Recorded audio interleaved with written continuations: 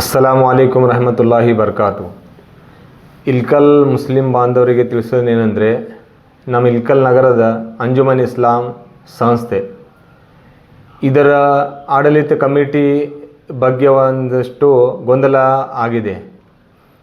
ಹಿಂದಿನ ಮಾಜಿ ಅಧ್ಯಕ್ಷರು ಉಸ್ಮಾನ್ ಗನಿ ಉಮ್ನಾಬಾದ್ ಹೇಳ್ತಾರೆ, ಕರ್ನಾಟಕದ ಹೈಕೋರ್ಟ್ ಧಾರವಾಡ ನನಗೆ ಕಂಟಿನ್ಯೂ ಮಾಡಿ ಅಂತ ಹೇಳಿದೆ.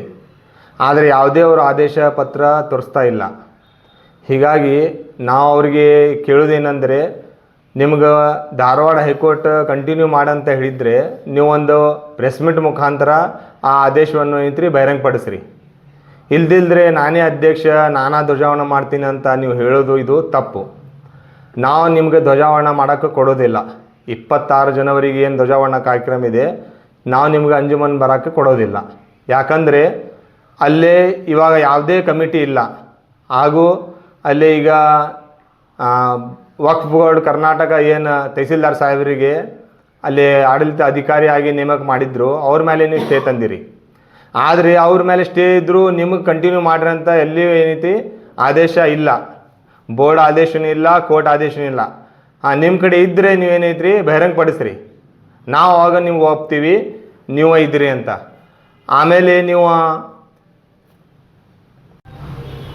ಮತ್ತೊಂದು ವಿಷಯ ಏನಂದರೆ, ನಮ್ಮ ಹಜರತ್ ಸೈಯದ್ ಮುರ್ತುಜಾ ಶಾ ಖಾದ್ರಿ ದರ್ಗಾದ ಬಗ್ಗೆ ನೀವು ಲೆಕ್ಕಪತ್ರ ಅವ್ರ ಕಡೆ ಇವ್ರ ಕಡೆ ಇಷ್ಟಿಷ್ಟು ಕಾಗಜವನ್ನು ನೀವು ತೋರಿಸಾಕ್ತೀರಿ, ನಾ 1 ರೂಪಾಯಿನೂ ತಿಂದಿಲ್ಲ ಅಂತೇಳಿ.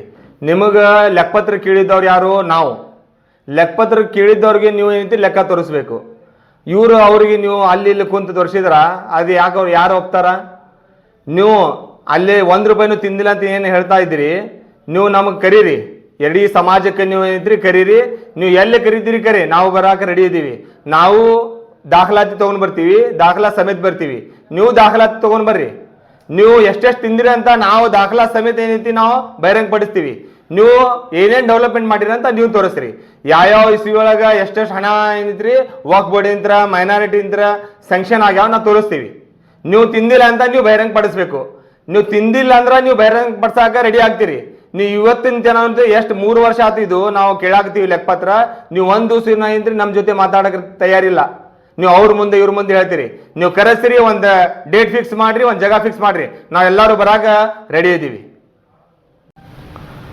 ಅದ ನಂತರ ನಿಮಗೆ ಅಧ್ಯಕ್ಷ ಆಗೋದು ಆಸೆ ಭಾಳ ಐತಿ. ಅಧ್ಯಕ್ಷ ಆಗೋದು ಆಸೆ ನಿಮ್ಗೆ ಏನೈತಿ, ಅದು ನೀವು ಚುನಾವಣೆ ಮುಖಾಂತರ ಏನೈತಿ ಅಧ್ಯಕ್ಷ ಆಗಿ ತೋರಿಸ್ರಿ. ನೀವು ಏನೈತಿ ಚುನಾವಣೆಗೆ ಯಾಕೆ ಹೆದರಾಕತ್ತೀರಿ? ಚುನಾವಣೆ ಮಾಡೋಕೆ ನಿಮಗೆ ಹೆದರಿಕೆ ಏನೈತಿ? ಇದಕ್ಕಿಂತ ಮೊದಲು ನೀವು 20 ವರ್ಷದಿಂದ ಅಲ್ಲಿ ಅಧ್ಯಕ್ಷರು ಹಾಕ್ಕೊಂಡು ಬಂದಿರಿ. ನಿಮ್ಗೆ ಪ್ರತಿ ಮಸೀದವರು ಬೆಂಬಲ ಕೊಡ್ತಾರ, ಊರಿನವ್ರು ನಿಮ್ಗೆ ಬೆಂಬಲ ಕೊಡ್ತಾರಂತ ನೀವು ಹೇಳ್ಕೊಂತ ಅಡ್ಡಾಡಾಕತ್ತೀರಿ. ನಮ್ಗೆ ಇಷ್ಟಿಷ್ಟು ಮಸೀದ್ ಸಪೋರ್ಟ್ ಐತಿ, ಇಷ್ಟಿಷ್ಟು ಮಸೀದವ್ರು ನನಗೆ ಬೆಂಬಲ ಕೊಟ್ಟು ಆರಿಸಿ ಏನೈತಿ ನನಗೆ ಅಧ್ಯಕ್ಷ ಮಾಡ್ಯಾರಂತ. ನಿಮ್ಗೆ ಜನರಲ್ ಇಲೆಕ್ಷನ್ ಮಾಡೋಕೆ ಏನು ಹೆದರಿಕೆ ಐತಿ? ನಿಮ್ಗೆ ಅಧ್ಯಕ್ಷ ಆಗೋದು ಅಷ್ಟ ಆಸೆ ಐತಿ ಅಂದ್ರೆ ನೀವು ನಾಳೆ ಏನೈತಿ ಇಲೆಕ್ಷನ್ ಅನೌನ್ಸ್ ಮಾಡಿರಿ. ಇಲೆಕ್ಷನ್ ಮಾಡಿ ಏನೈತಿ ನೀವು ಗೆದ್ದು ಅಲ್ಲಿ ಅಧ್ಯಕ್ಷ ಆಗಿ ತೋರಿಸ್ರಿ. ಅವಾಗ ನಾವು ನಿಮ್ಗೆ ಏನೈತಿ ಅಧ್ಯಕ್ಷ ಅಂತ ಒಪ್ಕೋತೀವಿ. ಅನ್ಕತನ ನಿಮ್ಗೆ ಅಧ್ಯಕ್ಷ ಅಂತ ಒಪ್ಕೊಳ್ಳೋದಿಲ್ಲ.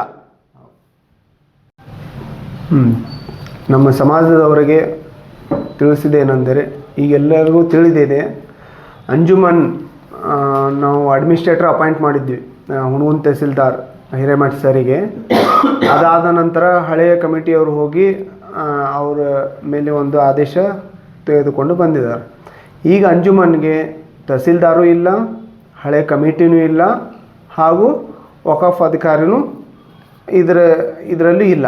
ಅದಕ್ಕೋಸ್ಕರ ನಾವು ಎಲ್ಲರಿಗೂ ಮೇನಾಗಿ ಜಿಲ್ಲಾಧಿಕಾರಿಗಳಿಗೆ ಹಾಗೂ ಮಾನ್ಯ ಶಾಸಕರಿಗೆ ಹಾಗೂ ವಕಫ್ ಅಧಿಕಾರಿಗಳಿಗೆ ಹಾಗೂ SP ಸಾಹೇಬರಿಗೆ, CPI ಸಾಹೇಬರಿಗೆ, ಆಮೇಲೆ DDPIಗೆ, ಆಮೇಲೆ DOಗೆ ನಾವು ಒಂದು ಮನವಿನೂ ಕೊಟ್ಟಿದ್ದೀವಿ.